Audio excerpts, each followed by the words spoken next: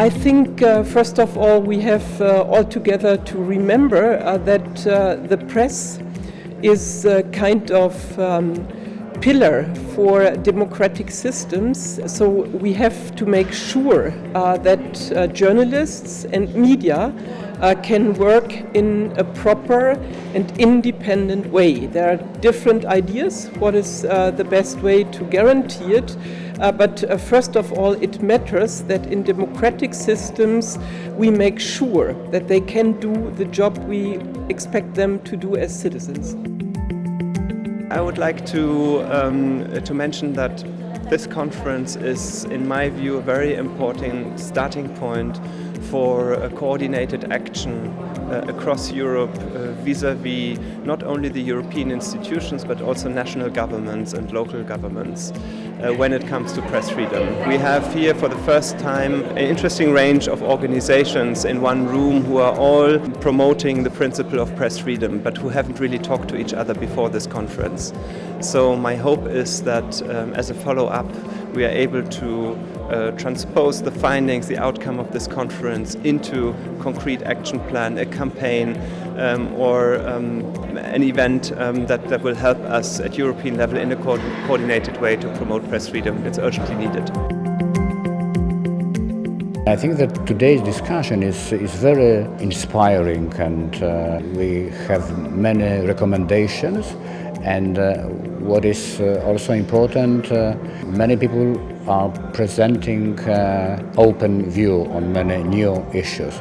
And the last point, I think that it is important not only for media as media per se, but it is very important for understanding that media freedom, pluralism of media is very important for democracy in Europe and for overcoming some threats which exist.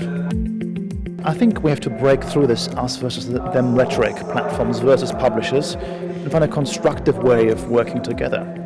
And this, on the part of the publisher, requires really more digital literacy, trying to figure out how these platforms work, embrace a trial and error approach, and build content that's specific to those platforms, build scale on those platforms, but find ways of leading that audience back to their native properties, their own websites.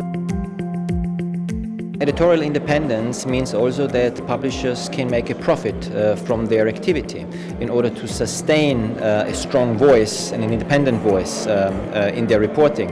And the problem today is that in online we are only more or less getting substantial revenue from advertising. And with this we are subject to the influence of strong advertisers and so forth. And for publishers it's very important that we build another pillar, and this pillar has to be just in the analog world also content. Unfortunately, there are a lot of things to change if we want to defend press freedom in Europe.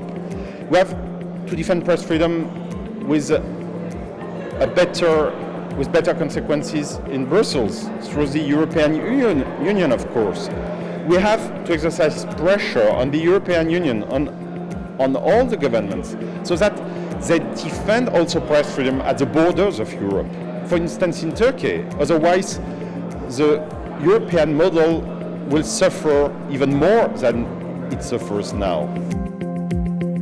At this conference, I actually realized that there is a number of international organizations which really do very useful work in detecting and processing problems of journalists. And I think that journalists who do regular work should really more reconnect with these organizations, because they are really the ones who care about the state of journalism. And whenever we gather at a place where you meet these main players who really devote their everyday work to warn about these threats, which when you work as a journalist, as a reporter, you experience that, but you are not always aware that the very same challenges in different countries. So that's why it's important that we actually support and give credit to these organizations.